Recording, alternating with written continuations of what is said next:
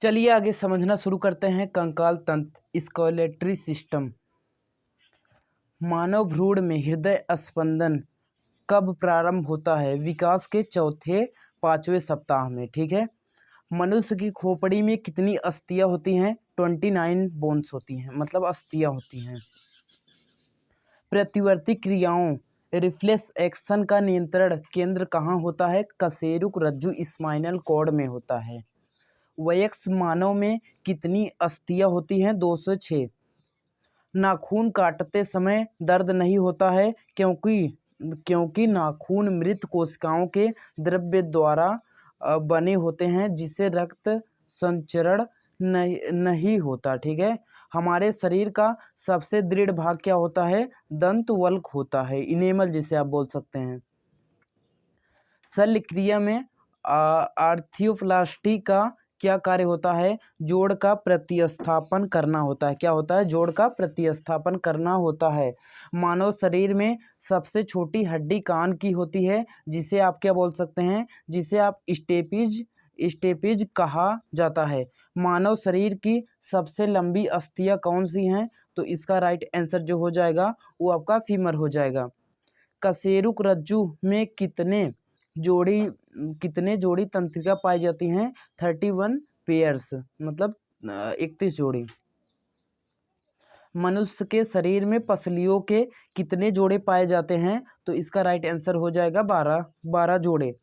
मानव शरीर के डिम्बवाहिनी नली फैलोपियन ट्यूब में शुक्राणु स्पर्म डिम्ब ओवम को निषेचित करता है। इंपॉर्टेंट लाइन है, याद कर लो भाई, पेपर में आता है।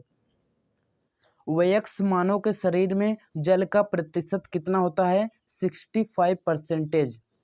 अस्थि एवं दंत निर्माण हेतु क्या आवश्यक है? कैल्शियम और फास्फोरस।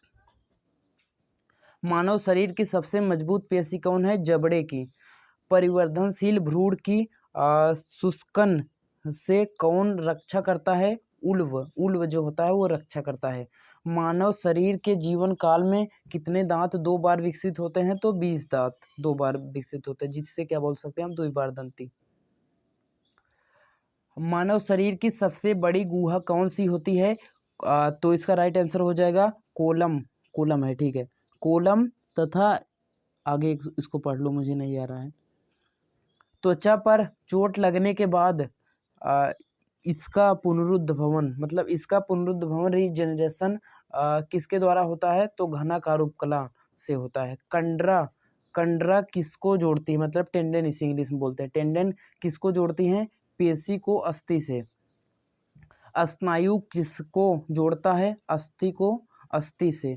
स्नायु एवं कंडराएं कैसी ऊतक हैं? संयोजी ऊतक, मतलब कनेक्टिव टिश्यू। ठीक है, आगे देखते हैं। स्तनधारियों की अस्थि उपास्थि से कैसे होती है? तो हैवर्सियन नलिकाओं के कारण। अस्थि का मैट्रिक्स किस प्रोटीन का बना होता है? ओसिन प्रोटीन का।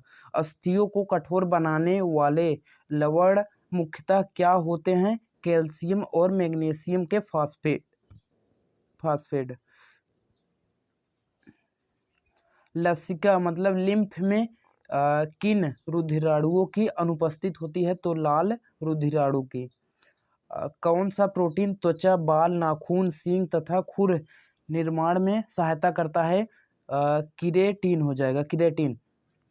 अस्थियों में कौन सा प्रोटीन पाया जाता है? तो ओसिन प्रोटीन आपका पाया जाता है। अस्थियों में मुख्यतः कौन से अकार्बनिक पदार्थ पाए जाते हैं? कैल्शियम तथा मैग्नीशियम फास्फेट पाया जाता है। क्या पाया जाता है? कैल्शियम तथा मैग्नीशियम फास्फेट पाया जाता है। मज्जा गुहा क्या होती है? मैरो कैविटी जिसे आप बोल सकते हैं का निर्माण किस प्रकार की कोशिकाएं करती हैं? तो ये आपका राइट आंसर जो हो जाएगा वो हो जाएगा एस्टियोक्लॉट्स है। ठीक है, एस्टियोक्लॉट्स से। अस्थियों का निर्माण किन ऊतकों में होता है? संयोजी ऊतकों में होता है, कनेक्टिव टिश्यू में होता है।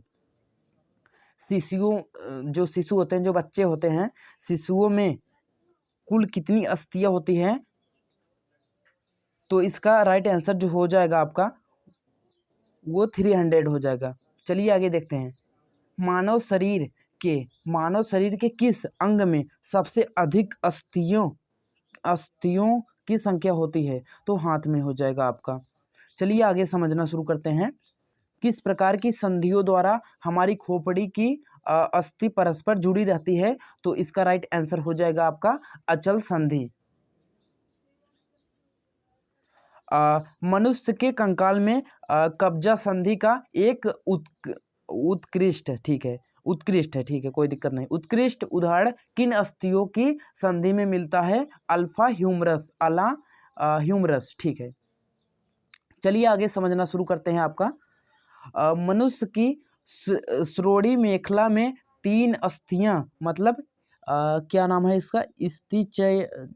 स्थिचयम, इलियम और क्या हो जाएगा आपका प्यूबिस उपस्थित होती हैं। चलिए आगे देखते हैं।